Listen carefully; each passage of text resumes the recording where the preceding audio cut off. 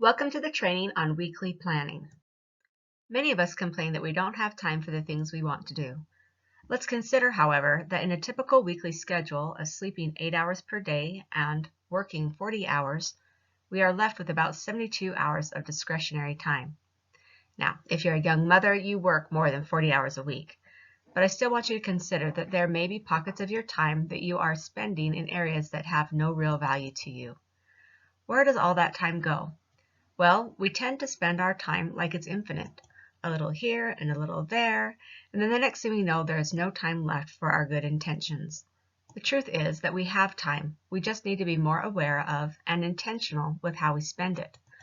With this awareness and intentionality, it is more likely to be spent on things that really matter to us. Weekly planning is a way to help you be intentional, to budget that time so you spend it wisely. Weekly planning makes choosing how to spend each day easier because it can be seen in the context of that week. Also, when you look at the week overall, it helps you better assess what really needs to be done so you can set more realistic daily goals. Prepare to have an amazing week. We'll use P.R.E.P as an acronym to outline the steps of the weekly planning routine. The P in P.R.E.P stands for Put It All Down on Paper. Take all the thoughts, ideas, and stressors swirling around in your brain and put them down on paper. This is a great tool for when you're feeling stressed with demands because it helps you organize and prioritize the have-tos. It also helps you look at your want-tos, things we often push aside because we haven't planned them into our week. Making this list will give you a visual so you can keep things in perspective and focus on doing instead of worrying about how you'll get it all done. Here's my paper for this week. As you can see, it doesn't need to be anything fancy. I divided this into categories based on different areas of my life. Some people like to categorize this list by the roles they have, such as mother, student, daughter, etc. This is up to you. The categories are just a way to make sure you address all areas of your life. If you work, some people like to have separate papers for work and family. I've just put everything on one paper. Again, find what works for you. Notice that I haven't written down any regular household tasks. These are taken care of through my routines. And what I love about routines is that they enable me to take care of these tasks without having one more thing on my list. Depending on where you are with your routines, household tasks may take up the majority of what you have written down. While these are essential, I would like you to look beyond your role of household manager and be sure to write down a few things that you want to do or have been meaning to do but can't seem to find the time for. Remember, one of the main reasons for weekly planning is to help you make time for those things that bring you joy and fulfillment. Next is R for reduce and reassign. Can you reduce your list? Resist the urge to do everything. Ask yourself, is this really necessary? Is it relevant or important to me? If the answer is no, take it off your list now. You can also reduce your workload by reassigning tasks to others. Is there someone you can ask for help with this task? It doesn't hurt to ask. You'd be surprised at how willing others are to help and how asking can even improve your relationship with them. The E in P.R.E.P stands for events on your calendar. Look at your monthly and weekly calendar. If there is an appointment or task that needs to be done on a certain day, pencil this onto your weekly calendar now in the appropriate date or time slot. If there is an upcoming deadline beyond this week, consider giving yourself mini deadlines. What tasks can you do now to alleviate stress or urgency in the future? For example, is there a birthday or family event coming up in a few weeks? Could you break down the tasks involved and do some of them ahead of time? Make note of these deadlines next to the task on your sheet of paper. The last letter in the acronym is P for plan and prioritize. Plan to make your days achievable. Estimate how much time each task will take and plan to give yourself at least a 50% buffer. So what I mean by this is if you plan on a task taking 30 minutes, give yourself 45 minutes. If it's a long-term goal, then I determine how much time I want to spend working towards that goal. Write this time estimate next to your task.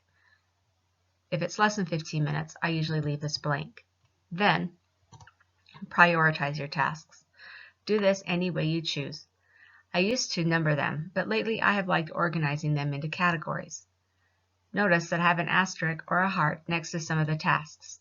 This is an indicator of the category I have assigned to prioritize that task. I took these categories from a method taught by Tanya Dalton.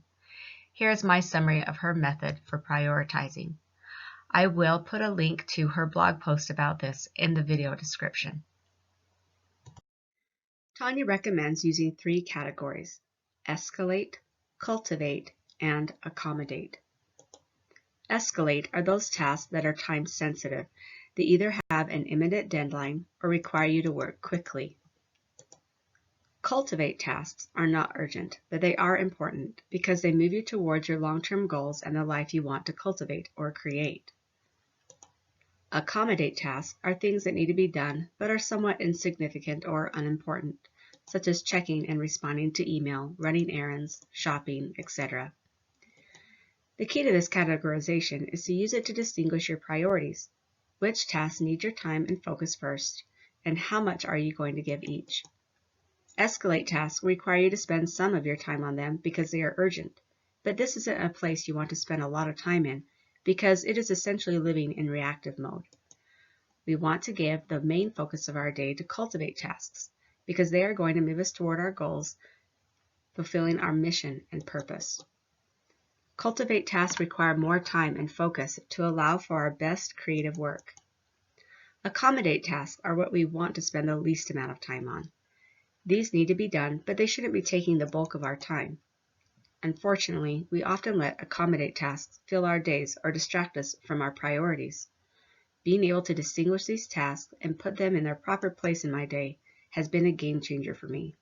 It's given me back the energy and focus I needed for cultivate tasks that bring me so much more joy and satisfaction. Consider delegating these accommodate tasks or batch them together in one block of time in your schedule outside of your most productive personal rhythms. I mark my escalate task with an asterisk, my cultivate task with a heart, and a dash next to my accommodate tasks. However you choose to prioritize your tasks, I cannot emphasize enough the importance of this step. This is part of using wisdom to determine the order of our days. When we do things out of order or proper priority, we will find ourselves exhausted and or dissatisfied at the end of the day. That's because a day of crossing off all sorts of insignificant tasks or putting out urgent fires doesn't leave time for proactive, intentional living. Without a priority list, our brains will usually go to accommodate or insignificant tasks first because they are generally quick and easy. A priority list over a traditional to-do list is going to help you make the greatest impact in your day. You have now created a weekly master list that you can use to plan and schedule each day. Consider it a more refined form of your tomorrow list. You will draw from this list to determine your daily top priorities and your weekly schedule. When you have finished your weekly master list, watch part 2 of weekly planning.